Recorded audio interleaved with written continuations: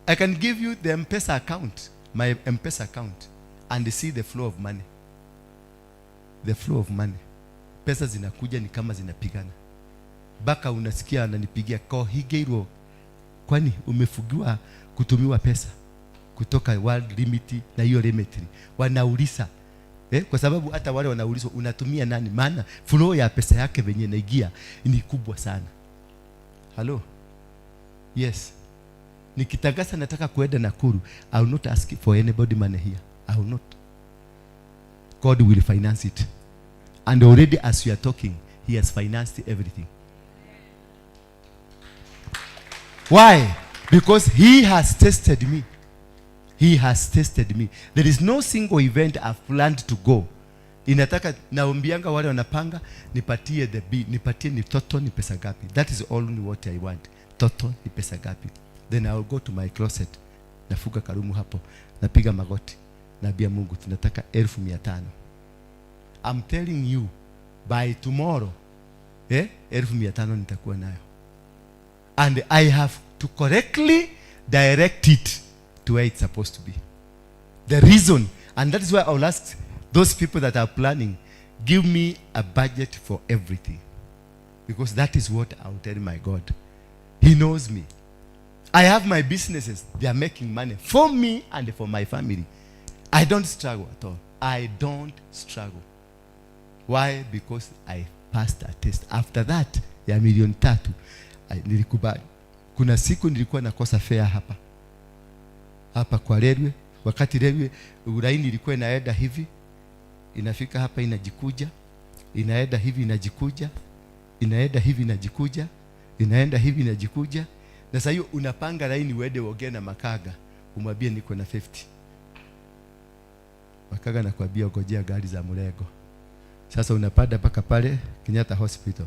Unakuta sasa hiyo bei ndio imepanda. Unapanda mpaka kona, Dagoretti kona. Hapo ndio utangoja mpaka saa 6 usiku. That is the punishment. I struggled even to eat. There's a day I remember because I didn't have money. Niligia kwa shamba ya mtu nikachuna mboga. Nikachamusha na mkebe. I was reduced mpaka sikuwa na nyumba ya kuishi. Nikachamusha chakula na mkebe ile ya cowboy. This is what happens to you. That you are given a responsibility. You are called for a reason, but you refuse to listen to the instructions. That's why you are struggling today. That is why your business went down. That is why your ministry is struggling. That is why your marriage failed. That is why whatever God had given you failed. It failed because you refused. Yes, you are a Christian. A holy one for that matter. An investigator for that matter. A detector to know who is being done what by apostle. Yet your office manyenje ndio zimejaa huko. Na makomba mwiko, na mamuskwito, na makrokorochi ndio zimejaa kwa ofisi yako. Maana you left your office to go and become an investigator. You are not called to be an investigator. You are called to come and serve God. Ask God, what is the purpose of you in the kingdom? Ask God to give you the actual reason he called you. Because the actual reason he called you, that is what will project the resources that you need. If you are not in the actual reason, nothing will be projected to you. No finances, no money. You will struggle. Haki nikwambie, ewe taruka ginya nayo makeni yako ya taruka.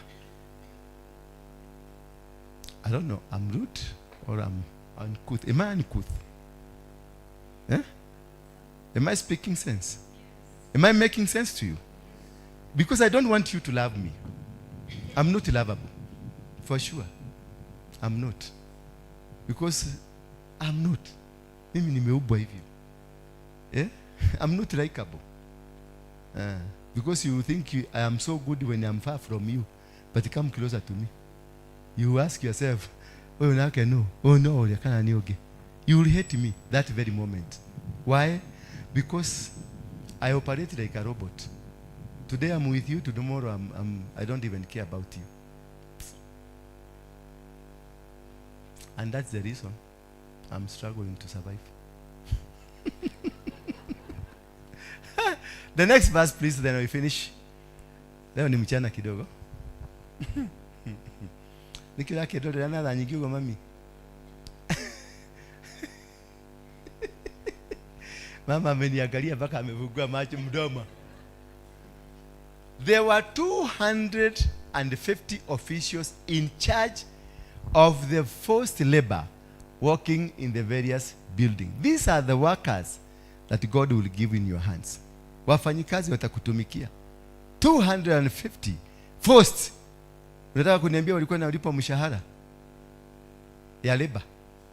So walikuwa wanalipwa mshahara ya mateso? Yes. Because of favor.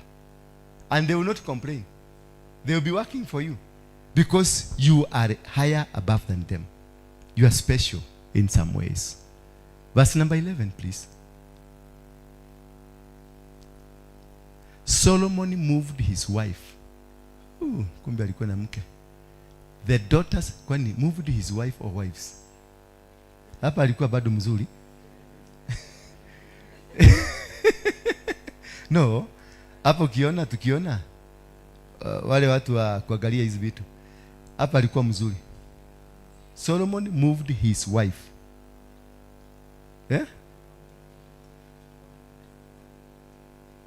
The daughter of the king of Egypt from David's city to the house he built for her. Wakristo oye. Wakristo oye. A house he built for her. Wathukanireko. Agnes ya urona ate hathukanireko. Aya ngemaga na mugwanja maumako. When the things started working against. For the house he built for her, he said, she must not live in the palace of King David of Israel, because any place where the covenant box has been is holy. He never allowed the wife to stay. What does that mean? Is that a very good statement, really? Is that a very good statement? Why, yes. According to the living day women, is that a very good statement? He's saying she must not live in the palace of King David of Israel, because any place where the covenant box has been is holy.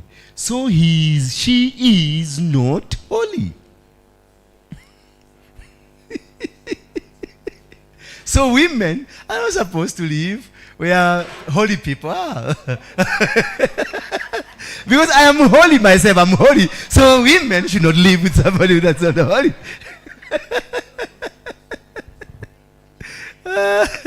This is funny. I didn't see it that way. It's really funny and good. Then let's go to verse 11. Tuondokea hiyo naona inaanza kuleta watu wanasema tuko kadi. Verse 12, please. Solomon offered sacrifices to the Lord on the altar which he had built in front of the temple. Once you qualify, once you see, he has even removed his wife not to go and tamper with the cleansing or the holy place. He has removed anything that can cause him to be blamed in the kingdom. So when you become clean and swiftly clean and clean like so, then God will allow you to go and raise an altar. Once you achieve that part, then you go to the altar and raise the altar for him. Raise a sacrifice for him. Then, now you are given a mandate. Verse 13, please. The mandate comes like that one. That is how your business will open, your marriage will open, your ministry will just will come up. Patience. He offered burnt offering according to the requirements of the law. Look at this guy. He is obedient and strictly to it. Of Moses for each holiday, Sabbath, the new moon festivals, and the 3 annual festivals, the festival of the unleavened bread, the harvest of the festival, and the festival of shelters. This must be observed. And I think somebody will write this. We observe this. We observe the new moon. This is observed by the people who don't know Jesus Christ. They observe this strictly, and they're very successful. They observe the 3 annual festivals, Magetha, the 3 seasons of harvesting. They observe it. They give sacrifices. Unleavened bread, they give sacrifice. The harvest festival, they give a sacrifice. The festival of shelters, they give a sacrifice. If you look at the country America, they have days that they celebrate what? The harvest, Thanksgiving. As a nation, they have holidays for those purposes. This that is in the Bible. But ask a Christian here. Atakwambia mashone magogona magoma. Verse 14. These are the things that you need to observe. And they will lead you to the success, because they were not written in the Bible like for a novel. They were written in the Bible for people to observe. Following the rules laid down by his father David, he organized the daily work of priests, of the Levites, who assisted the priests in singing hymns, in doing their work.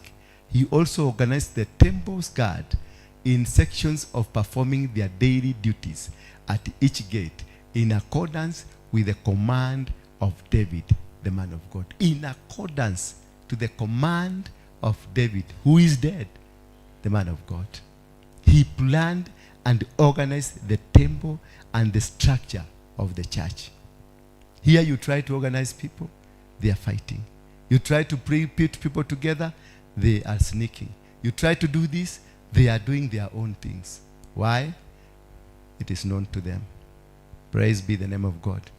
You must be observant. You must observe what is written here for you to qualify. This is what made Solomon to be the wisest man on earth until today, apart from me. 15. The instructions which David had given the priests, the Levites, concerning the storehouses and other matters were carried out in detail. I'm talking now to the administrator. Grace, you read this carefully with the secretariat. Huyu musome, mutengeneze kanisa ikuwe hivi. Mmenisikia? Mmenisikia? Uende ukae chini usome hivi. Nyinyi yote secretariat mfuate hiyo sheria to the detail in this church. Muone venye tutabarikiwa. Na msibebeleze mtu ambaye hato the line, muonyeshe mlango ile ni kubwa sana. We are 7 billion people on earth. 7? And out of the 7 billion, about 5 billion hawajajua Yesu. Kwa hivyo usikwamilie kakupe hapa na kana kunyonya. Ngoa watu 7 billion, watu bilioni 5 ziko huko nje hazijajua Yesu. Let us raise the platform tufikie the 5 billion kule nje. Tugakwirire gukoma guko. Ino ni gukunyua. Matirari hakwe gukuraga gireti. Niwe ni guthi urathiaga.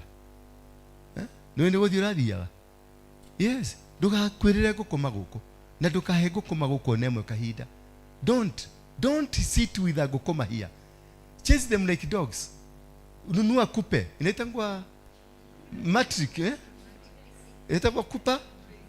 Kupa what? Ile ya kumwa ya dawa ile ya gukoma. Nunua hiyo, piga doom. Watu waondoke. Don't take a number. No. Don't go for the number. Don't go to just hapa makupe hapa. Utakufa. They will kill you. Kama uko watu wawili wanataka kukuua. Ni wigi haha yado matali na mutomwega. Adomokete woko uraga. Don't. Secretariat. Stand your ground. Simameni secretariat wale wako hapa. Waone ndio waroge sasa. Utolete muhidhete. Yes. Stand your ground. Okay? Mmenielewa? Don't emphasize with anybody. Don't sympathize with anybody. Do and be strict to the law. Nikisikia umefukusa mtu kile swali nitakuuliza alikuwa amefanya nini? Hivyo tu. Na nimpigie simu nimwambie ukipatana na wewe kwa barabara huko utapata nyahunyo. Don't entertain nonsense here at all. If anybody goes astray, hata kuwe nani. Thank you. Naigwa ona wigire secretariat. Igetho igwage na marashirira atumia. Nanyita. Hivyo ndivyo kuko. we must follow strictly the word of God as it is written here. Strictly. Hello? What? Strictly. And you will see how the doors will open. Every door will open for you. Every door. If we become staunch workers in the kingdom, in the house of the Lord, things will work well. Because the favor of God, it will be with us. Hello? Wadhani ya washo. Wagapi watakubali kufuata sheria vizuri na tuende vizuri? Haya. Wagapi watakubaliana na mimi? Ukipatikana na makosa, uonyeshwe mlango, inua mkono juu. The slightest mistake, inua mkono juu. They are not sure of them. They know at some point wataleta shida. I don't know whether you lift your hand. Kumbe you can't. Because you know yourself.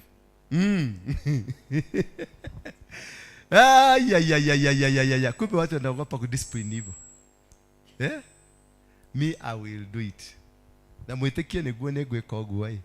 Leke jamani na kamudu kamwe. I'll make you example. I'll let everybody be in here and I will do the necessary.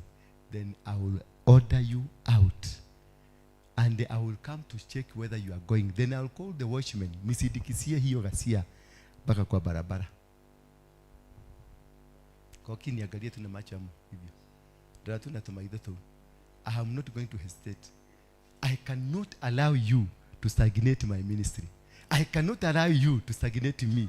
Asha, you utakuja hapa kunistagnate. You will not come here to make me barren. Not me. No. You will go. There are 5 billion people who they don't even know Jesus. And Jesus said, I will come when everybody will say Jesus. So, kama tuko na watu bilioni 5 hawajui Yesu. Yesu ako karibu kukuja. Is he ready to come? But that man is not even anywhere planning to come. Na unajua bado wanaongezeka. Tukienda next year tutakuwa bilioni ngapi? 6. Meaning Jesus might not come back. And we are the problem. We are the problem. Until Jesus said, until the whole world iseme Yesu, ndio mimi nitarudi. Na guku no kurwa murarwa nigukoma no thakame muranywe ciando. Na tukiuga Yesu ni aroka. Ginya ni twamuhire instructions haria mugwakirwo kanyumba. Jakira kanyumba kona ine ko igoro. Etina ine kia muti wa moyo hotage kwegichira.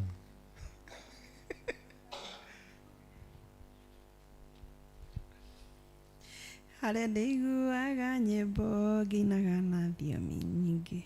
Yani kona ine, kona plot. Yani unataka kona plot. Hale olinaga nyimbo, kigua nyimbo cia mwathani. Kuria gutakire koina turathi koina. Aturathi goikara wega. Bwana asifiwe sana. That is what I want in this church. I'm working hard to reduce the number. I'm not working hard to increase the number. I'm working hard to reduce the number of mediocres in this church. If you have no role in this church, I will not need you. Kama hauna kitu unafanya kwa hii kanisa, I'm sorry. I don't need you. I need workers. People called. This is not a church where you sit down and be preached to. This is a movement of the kingdom. Where in a movement, everybody is a worker. Everybody is akona party anacheza. Bwana Yesu asifiwe sana. So idlers, wale wanakujanga kuangalia TikTok hapa kwa sababu kuna internet. Please, if I find you here on TikTok, I will crash your phone and I will tell you to go to the nearest police station. In any case, mkubwa wa polisi, I have his number and he is my friend. I will organize for you to go to him and tell him what you need to tell him.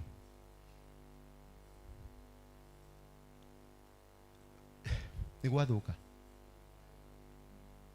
Tia tu message zio nyandikagera twa wenda. Nigwathuka. Mtu ajaribu aniandikie tu message uto mnaandikaga sasa. Mtu ajaribu tena niandikie. Don't call me. Namba ya kanisa ni 0112 935 035. Hiyo ingine wachana nayo. I've diverted it.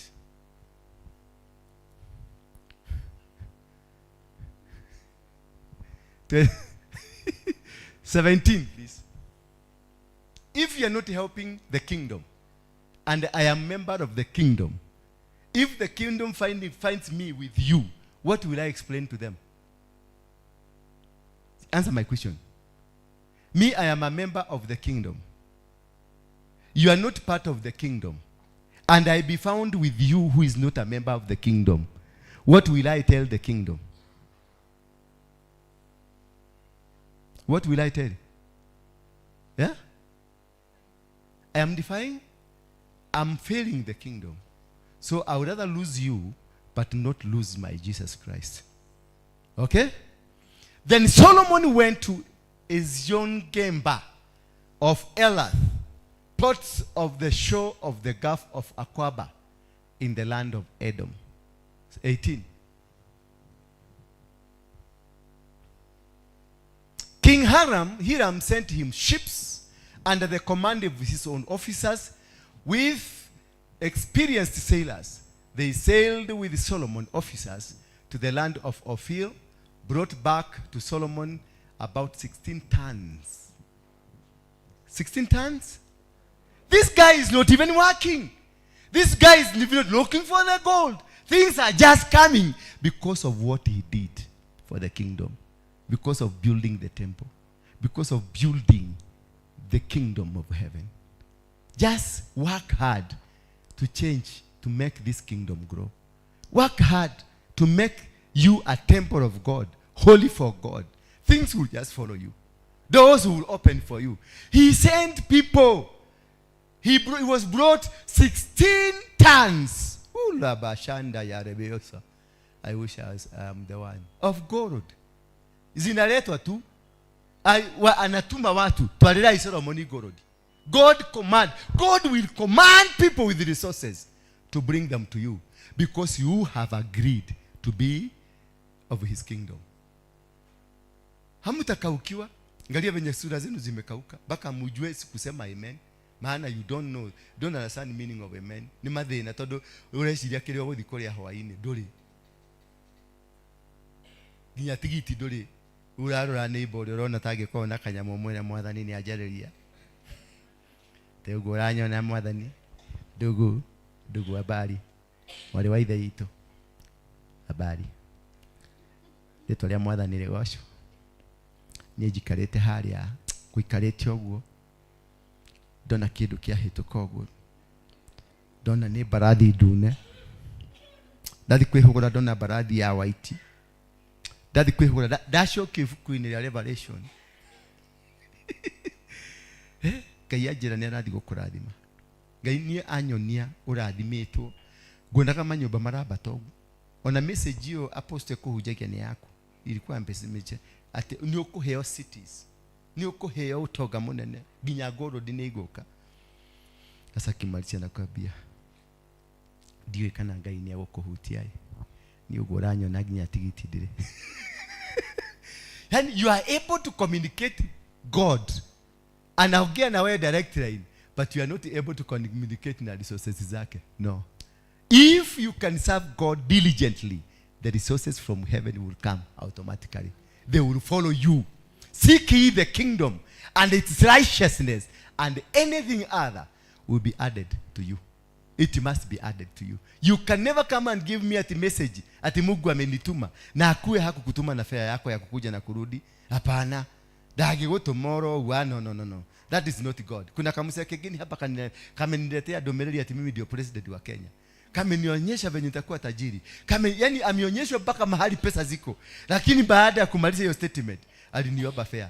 Nikamuuliza aenda kwa huyo msee alikutuma, mwambie hata fare akupatie, maana sioni venye anaweza kukutuma ujumbe mkubwa namna hiyo, wa utajiri mkubwa namna hiyo, alafu akunyime fare. It must be unfair.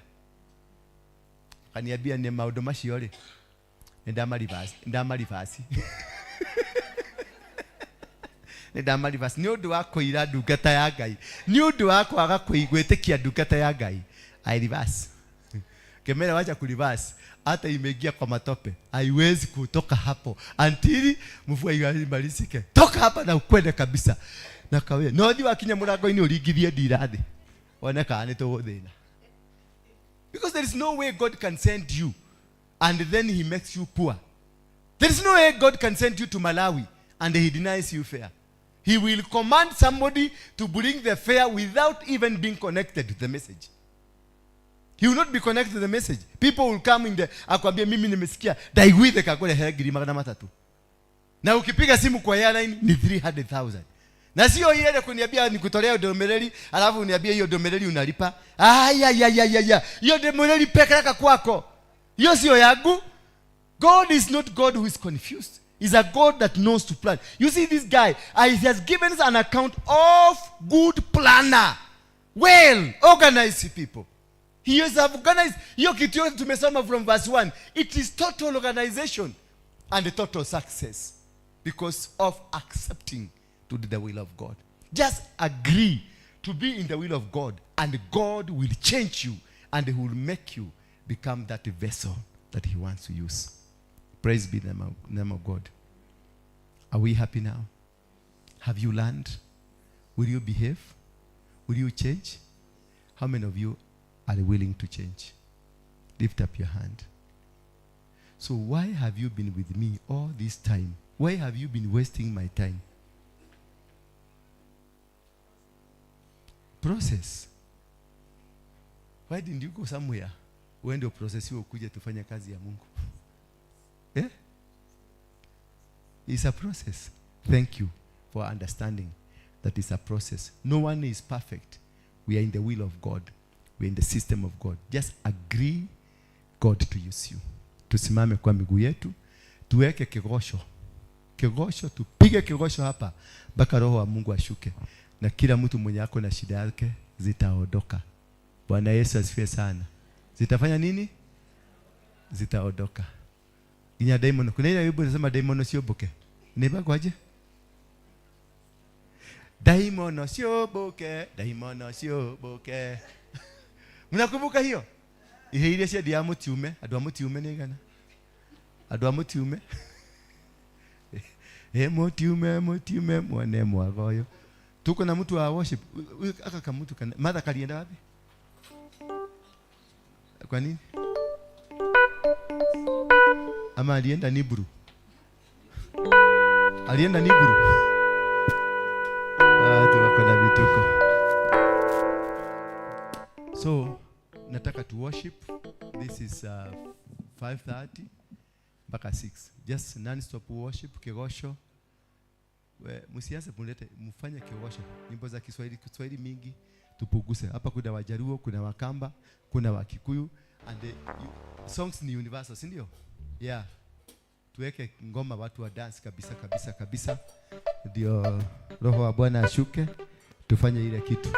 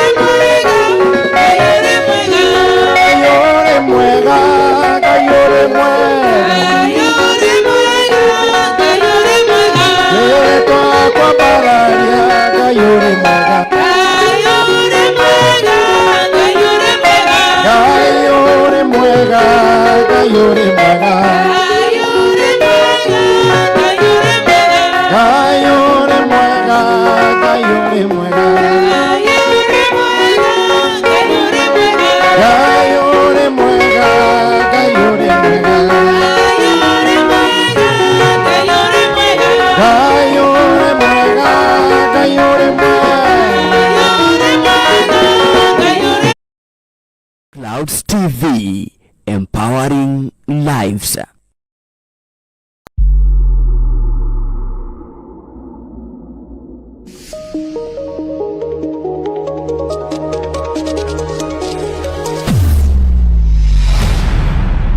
Bethel Clouds TV, empowering lives.